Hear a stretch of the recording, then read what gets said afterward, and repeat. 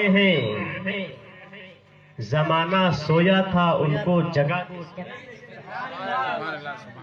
हुसैन यूं ही नहीं सजदे में सर कटा के सोए हैं, जमाना सोया था उनको जगा के सोए हैं। और बदन हुसैन का है, बदन हुसैन का है, फातिमा के चादर पर बदन हुसैन का है, फातिमा के चादर पर जमीन पे वो अर्शे मुअल्ला बिछा के सोए हैं, जमीन पे वो अर्शे मुअल्ला बिछा के सोए हैं। हुसैन जीत गए। आप भी बोल दे हुसैन जीत गए। आपको सिर्फ इतना बोलना है, सिर्फ हुसैन जीत गए। फुरात बोल रहा है हुसैन, पैगामे करबो बला है, हुसैन जीत गए।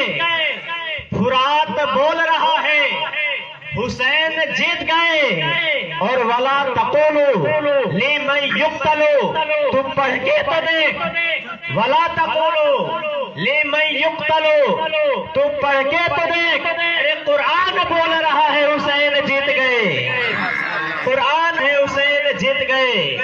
जब अली अकबर की जवानी जब मैदान करबला में लुटी गई है, हजरत मासूम अली असगर जब मैदान करबला में कुर्बान हो गए हैं, और मोहम्मद जैसे लाल मैदान करबला में शहीद हो गए हैं, ऐसे आलम में हजरत इमाम हुसैन भी मैदान करबला में शहीद हुए हैं। जब तमाम काफिला लुट गया है, हजरत इमाम हुसैन के साथी 72 महफूज़े कुदसिया कुर्बान हो गए हैं।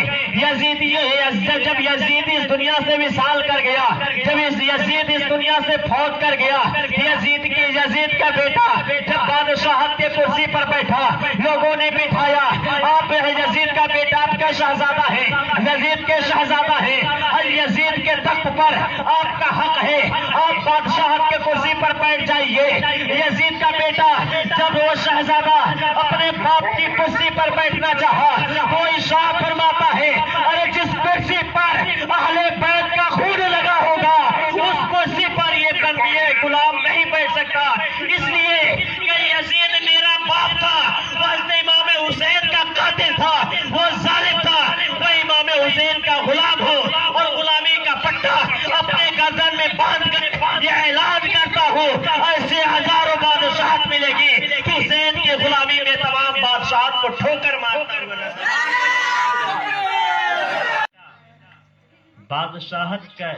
बादशाहत की कुर्सी पर बैठने की बारी आई तो आशिक़े रसूल निकल गया। जालिम बादशाह का बेटा आशिक़े हुसैन निकला। सुभान अल्लाह, ऐसे बादशाहत को ठोकर मार दिया। आप जानते हैं कि हजरत इमाम हुसैन मैदान करबला में शहीद हुए। आप ये भी जानते हैं मैदान करबला की तारीख बयान होती रही है, लेकिन क्या आपको ये पता है कि यजीद की मौत कैसे हुई? यजीद जानना जरूरी है। हजरत इमाम हुसैन के शहादत के बाद यजीदियों की बादशाहत बाकी न रही। तकरीबन 3 साल तक हुकूमत की कुर्सी पर बैठा। उसके बाद गया जंगल में शिकार करने के लिए। शिकार करने के लिए जंगल में गया तो उसका जो घोड़ा था, घोड़े पर बैठकर शिकार कर रहा था, उसका घोड़ा यजीद को जमीन पर गिरा दिया।